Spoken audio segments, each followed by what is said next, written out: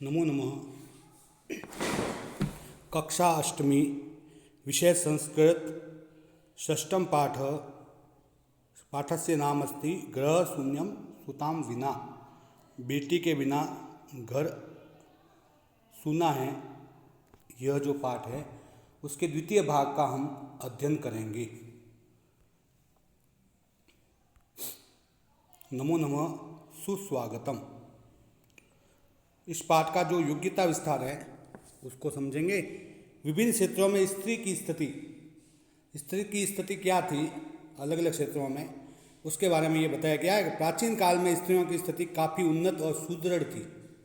स्त्री शिक्षा के क्षेत्र में स्थिति भारत में बहुत सुदृढ़ भी थी और उन्नत भी थी। वेद और उपनिषद काल तक पुरुषों के साथ साथ स्त्रियों को भी शिक्षित किया जाता था। वेद काल में भी और उपनिषद में भी अनेक वेदज्ञ महिलाएं हुई हैं जो वेद की ज्ञाता थी, तो इसलिए उनको वेद के साथ उपनिषद की भी शिक्षा दी जाती थी पुरुषों के साथ साथ। लवकुश के साथ आत्रेयी के पढ़ने का एक प्रसंग एक तरफ सशिक्षा को प्रमाणित करता है, दूसरी तरफ ब्रह्मवादिनी वेदज्ञ ऋषि गार्गी, मैत्रेयी, अरुंधति आदि की ख्याति इस बात को भी प्रमाणित करती हैं कि पुरुषों और स्त्रियों के मध्य कोई विभेद नहीं था। यह जो लवकुश के साथ एक आत्रेयी पढ़ती थी, ऐसा वाल्मीकि ने अपने रामायण में लिखा है। तो आत्रेयी लवकुश के साथ ही पढ़ती थी, तो इस प्रकार का प्रसंग आता है तो इसका मतलब सशिक्षा उस समय भी चलती थी। सशिक्षा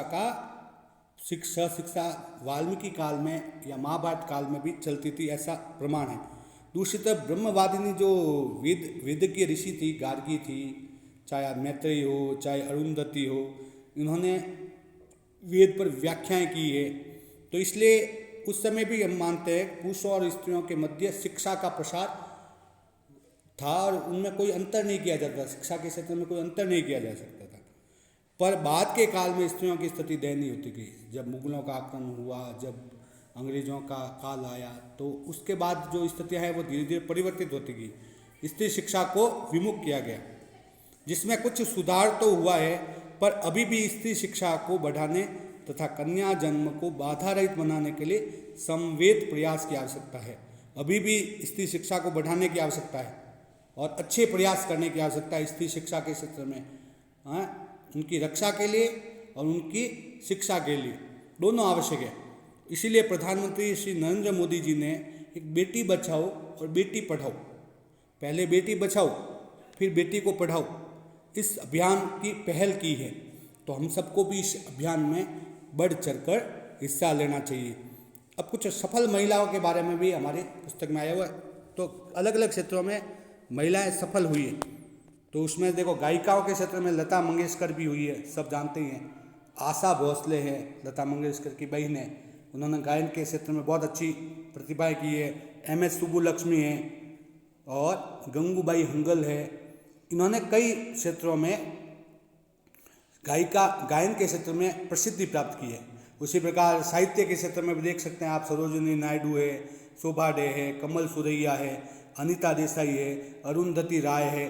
ये महिलाएं हैं, इन महिलाओं ने साहित्य के क्षेत्र में भी बहुत अच्छे कार्य किए और प्रसिद्धि प्राप्त की है। उसी प्रकार राजनीति में देखिए, इंदिरा गांधी को कौन नहीं जानता। इंदिरा गांधी जी ने कई वर्षों तक प्रधानमंत्री का दायित्व निभाया। सुमित्रा महाजन हैं जो अभी लोकसभा अध्यक्ष थी, सुषमा स्वराज है जिनका अभी निधन हुआ है, राजनीति में प्रसिद्ध थी। प्रतिभा पाटिल थी जो हमारी राष्ट्रपति रह चुकी है। इस प्रकार राजनीतिक क्षेत्र में अनेक महिलाओं ने आगे आकर काम किया है और प्रसिद्धि प्राप्त की है। चलिए आज हम इस पाठ का अध्ययन करते हैं। जहाँ हमने पढ़ा था, जहाँ छोड़ा था उसके आगे। शालिनी किम भवत पात्र जाया स्वास्थ्यम समीचीनम नास्ति।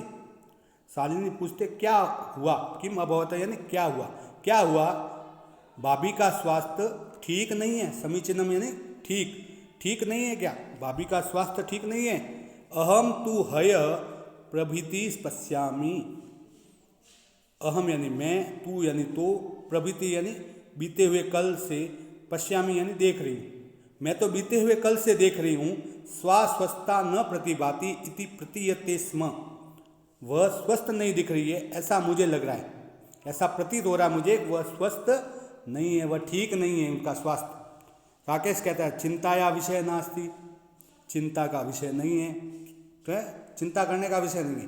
त्वम मालया सह गच्छ, तुम माला के साथ जाओ, मार्गे सा सर्वम ज्ञापयिष्यति, रास्ते में वह सभी कुछ बता देगी। तुम माला के साथ जाओ, वो रास्ते में सभी कुछ बता देगी।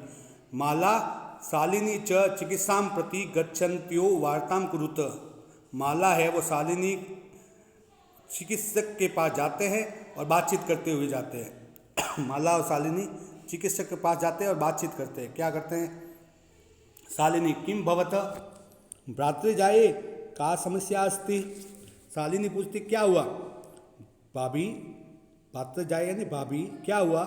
क्या समस्या अस्ति, क्या समस्या है? माला शालिनी अहम मासत्रयस्य गर्भम स्वकुक्षो धारयामि, मैं 3 महीने के गर्भ को अपनी कोख में धारण किए हुए हूँ।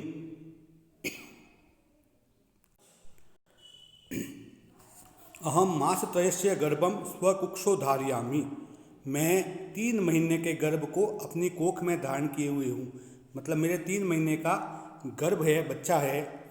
त्वम भ्रातु आग्रह अस्ति यत अहम लिंग परीक्षणम कार्येय कुक्षो कन्या अस्ति चेत गर्भम पातीयम। वो कहती है तब भ्रातु आग्रह अस्ति, तुम्हारे भाई की जिद है, यत अहम लिंग परीक्षणम कार्येय, कि मैं अपना लिंग परीक्षण करवाऊँ, हैं बच्चा है अथवा बच्ची, इसका परीक्षण करवाऊँ। हैं कुक्षो कन्या अस्ति चेत गर्भम पातीयेत, और गर्भ में अगर कन्या है तो गर्भ को गिरा दूँ, अगर लड़की है तो गर्भ को गिरा दूँ। अहम अति उद्विग्ना अस्मि, मैं बहुत ही उद्विग्न हूँ, चिंतित हूँ। परम तव भ्राता वार्तामेव न सुनोति, लेकिन तुम्हारे जो भाई है वो बातचीत को सुनते ही नहीं है, मैं जो कहना चाह रही हूँ वो मेरी बात को भी नहीं सुन रहे। इस प्रकार इन दोनों के बीच संवाद होता है कि मेरे 3 महीने का गर्भ है और मैं, लेकिन तुम्हारे भाई है वो जिद कर रहे हैं कि मैं अपना लिंग परीक्षण करवाऊँ, लिंग परीक्षण करवाऊँ, और अगर कन्या है तो उसको गिरा दूँ, और इसलिए मैं बहुत चिंतित हूँ और तुम्हारे भाई मेरी बात को सुनते ही नहीं हैं। शालिनी कहती है भ्राता एवं चिंतयितुम अपि कथम प्रभवती, उसने कहा भाई ऐसा सोच भी कैसे सकते हैं, एवं यानी ऐसा, चिंतयितुम यानी सोचने में भी, हैं कथम यानी कैसे, प्रभवती यानी सकते हैं, भाई ऐसा सोच भी कैसे सकते हैं, भाई का विचार ऐसा हो भी कैसे सकता है। शिशु कन्या अस्ति चेत वर्धधन अहा यानी हो, हैं शिशु अगर कन्या है तो मार दे, वर्धहा यानी मार दे, अगर शिशु कन्या है तो मार दे क्या? जघन्य कृतम इदम, ये तो बहुत ही बुरा है, यह कार्य बहुत बुरा है। जघन्यम यानी बहुत बुरा, कृत्य यानी कार्य, इदम यानी यह कार्य बहुत बुरा है। त्वम विरोधम न कृतवसी, तुमने कोई विरोध किया ही नहीं, तुमने कोई प्रतिकार किया ही नहीं, हैं तुमने कोई विरोध किया ही नहीं।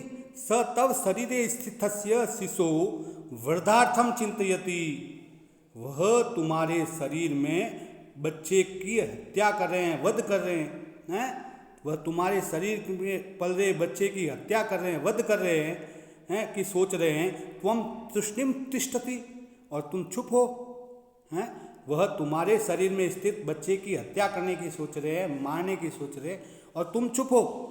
अधुनेव गृहम चल, अधुनेव गृहम चल यानी और तुम आज ही घर चलो, अधुनेव यानी इसी समय ही, अधुना धन एव आज ही, गृहम चल यानी घर चलो, अभी घर चलो।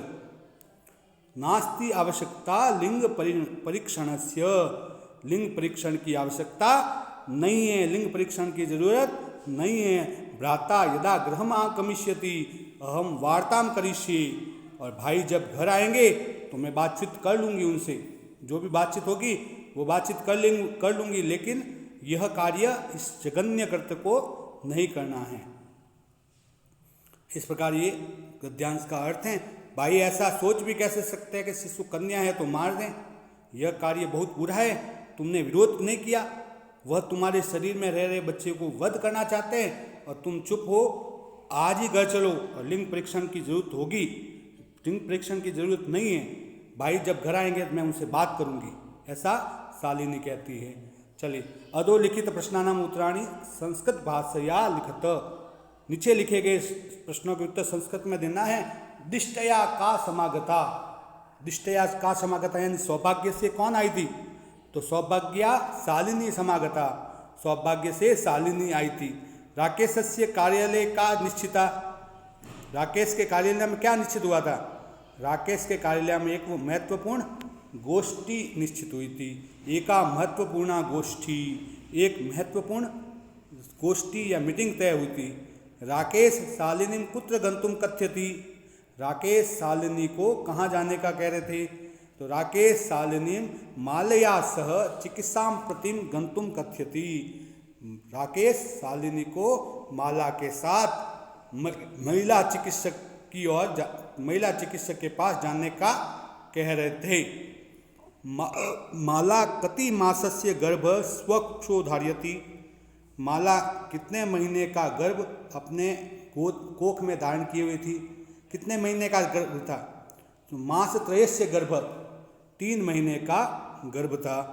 ये गृह कार्य है, इसमें तृतीया विभक्ति का प्रयोग करके रिक्त स्थानी पूर्यत, तृतीया विभक्ति का प्रयोग करना, सहायक कोष्टक में जो विभक्ति लिखी है उसकी तृतीया विभक्ति का प्रयोग करते हुए और पुनः शब्द लिखना। माता पुत्री गच्छति, तो सह के योग में तृतीया आती है, तो मातृ की माता तृतीया विभक्ति होती, माता सह पुत्री गच्छति। विना विद्यान लभ्यते, परिश्रम की तृतीया विभक्ति क्या होगी? और इसके लिखना परिश्रम की तृतीया विभक्ति विना विद्या न लभते। छात्रा लिखती, छात्र लिखती, छात्र लिखता है और लेखनी शब्द है, तो लेखनी की तृतीया विभक्ति क्या होगी? लेखनी स्त्रीलिंग शब्द है, तो स्त्रीलिंग की तृतीया विभक्ति क्या होगी? सूरदास अंध आसीत है, तो सूरदास अंध आसीत, तो सूरदास की तृतीया विभक्ति, नेत्र की तृतीया विभक्ति, और सूरदास दोनों आंखों से अंधे थे, तो दोनों आंखों का आना चाहिए। तो सूरदास अंध आसीत, तो द्विवचन आंखों से, है ना? तो तृतीया विभक्ति क्या होगी? सह साकम समयम सा व्याप्यति, वह साथ में समय बिताता है, तो मित्र की तृतीया विभक्ति क्या होगी? इस प्रकार तृतीया विभक्ति का प्रयोग करते हुए वाक्य पुनः वाक्य बनाना है। चलिए, फिर यह लिखित शब्दों का संधि विच्छेद करना है। जैसे नोक्तवती का है, न धन उक्तवती होता है, वैसे सहसेव का क्या होगा? सहसाधन परामर्शानुसार का संधि विच्छेद क्या होगा? हाँ, और वर्धहा का क्या होगा? वर्ध ये दीर्घ संधि है, तो वर्धहा का क्या होगा? वर्धहा का क्या होगा? अधुनेव का क्या होगा? हाँ, संधि विच्छेद करना और लिखना। प्रवर्तोपि का संधि विच्छेद क्या होगा? प्रवर्तोपि। इस प्रकार ये संधि विच्छेद करना है और अपनी अभ्यास पुस्तिका में लिखना है। धन्यवाद।